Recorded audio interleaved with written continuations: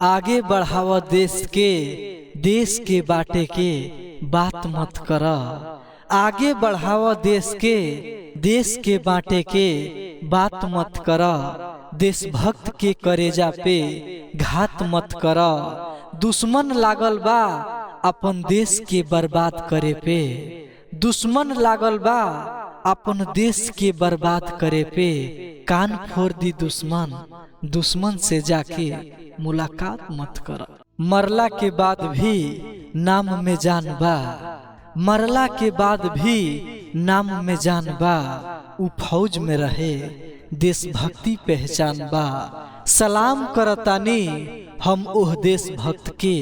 सलाम करतानी हम ओह देशभक्त के। फौजी हमारा देश के शान बा। बेटी भार ना आधार हिया। बेटी भार ना आधार हिया।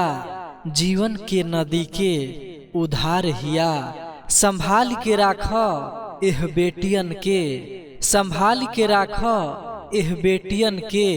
ई दुख में काम आई ऐसन मजबूत हथियार हिया। बेटी खिलल कली त खिलल गुलाब हिया।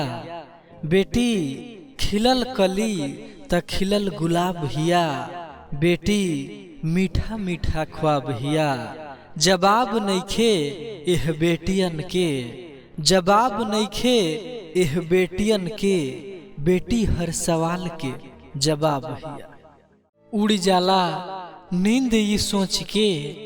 उड़ जाला नींद ये सोच के कि अपना देश के खातिर हमनी के का कइनी जा। हमनी के चैन के नींद खातिर। हमनी के चैन के नींद खातिर फौजी सरहद पे खून बहा देला और हमनी के ताकत रह गई। मत बात कर अब दूध औरी खीर के। मत बात कर अब दूध औरी खीर के। अब की घाव गंभीर द। बात बतियावला से कौनो फायदा नहीं खे। बात बतियावला से कौनो फायदा नहीं खे। अगर नजर उठा के ताकता तो अब की छाती चीर द। सलाम करतानी हम तिरंगा के। सलाम करतानी हम तिरंगा के। ई तिरंगा हमार शान ह। देश के हमरा ईमान ह। जब तक सांस रही तब तक आँच ना आई। जब तक सांस रही तब तक आँच ना आई। ई तिरंगा हमार जान ह। बिहारी बंगाली बोल के मत ठेस पहुँचावा दिल के। बिहारी बंगाली बोल के मत ठेस पहुँचावा दिल के। काहे कि देश के अपना एगो अलग कहानी ह।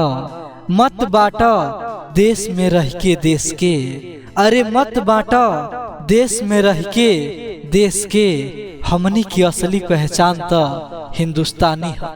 प्यार के पैगाम खिचड़ी के दीने लिखाई। प्यार के पैगाम खिचड़ी के दीने लिखाई।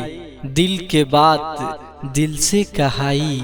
जवन होई तवन देखल जाई। जवन होई तवन देखल जाई। ओकरा भाई के सोझा लव लेटर दियाई।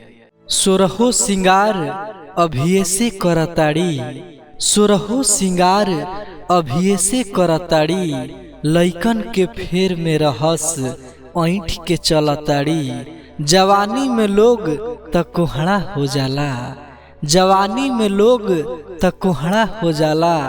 जाने ई कौन दवाई खाके अतना गलताड़ी।